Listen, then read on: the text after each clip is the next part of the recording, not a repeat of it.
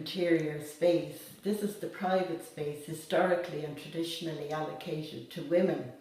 Enclosure, of course, has been very important to our survival as a species, but there's also the knock-on effect of containment. Very important events take place in the private space, as you know. They might be sort of little or big things, noticeable or unnoticeable, but there are important events. And my paintings, some of them are very busy and patterned, and some of them are very quiet and contemplative. And this points to the diversity of the experience in that space. What interests me really can be summed up by what the philosopher Alain de Botton said. He says, we are inconveniently vulnerable to the colour of our wallpaper. That means that our mood is very much affected by our surroundings. And I think he's put his finger on the nub of what my painting is about. It's about the mood and the atmospherics of interior space. This painting, Bird, it's not a direct representation of my sitting room. None of my paintings are direct representations, because I think a painting is about what an artist sees in his or her head, and not about what is really there, because there's a transformation of sorts. And I think this original vision is what people value and what people want to see. Kitchen Sink is another mood painting also. It's about the wash of sunlight over that area of the kitchen and the feeling of peace and joy that it brings. Kitchen Dresser, again, is also about what I find interesting about that part of the kitchen. Bedroom is about how one feels when one's children grow up and leave home. It's the feeling I get when I walk into my daughter's empty bedroom. There's kind of a hole at the heart of things, and it takes you a while to get over that. Steam is about the sort of lovely atmosphere and the gentle light in a bathroom following a shower. And this painting here I call Poet.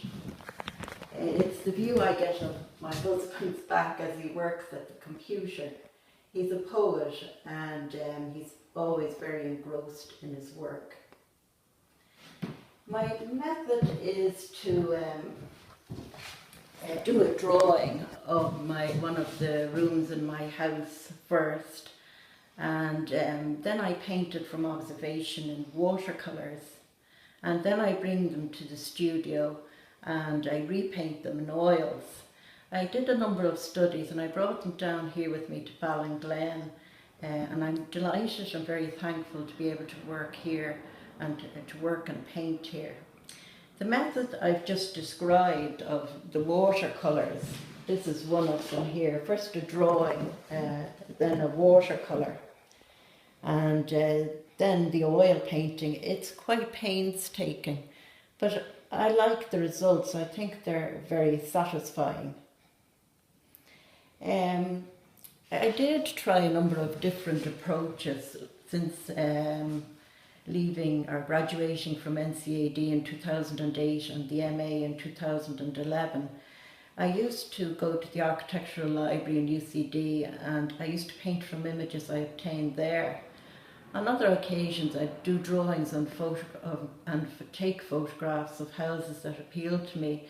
There was a very interesting house in Dublin of which had been owned by female religious organisations, and my project, The Institution as Home, came as a result of that research. I also paint and draw from collages, so I've had a number of different methods of working. The history of the house is very interesting. I did a trip to the west of Ireland, to Inishturk and Inishbofin and Clare Island, and we visited a typical cottage of the area. And it was very interesting to note that the saying left on the shelf came from the furnishings in that house. The boys used to sleep on the floor and the girls used to sleep on a wooden shelf. And if a girl didn't get married and move into her husband's cottage, she was left on the shelf, and that's where that saying comes from. So as I paint, I sort of research all about the history of the house. There are other aspects of my interiors. The first feminist novella by Charlotte Perkins Gilman. In that novella, the heroine is totally unsuited to the role of wife and mother. And because of this, the family GP makes her stay in her bedroom because of her neurosis. She begins to feel entangled in the thorny yellow wallpaper of her bedroom, and this notion reflects her feeling of smother and diminishment. I was born in a house that was built in the 1830s, and it was a beautiful old house with very tall rooms and, you know, a very wide space. And even though there was quite a lot of furniture in the rooms always appeared to me as a child to be empty.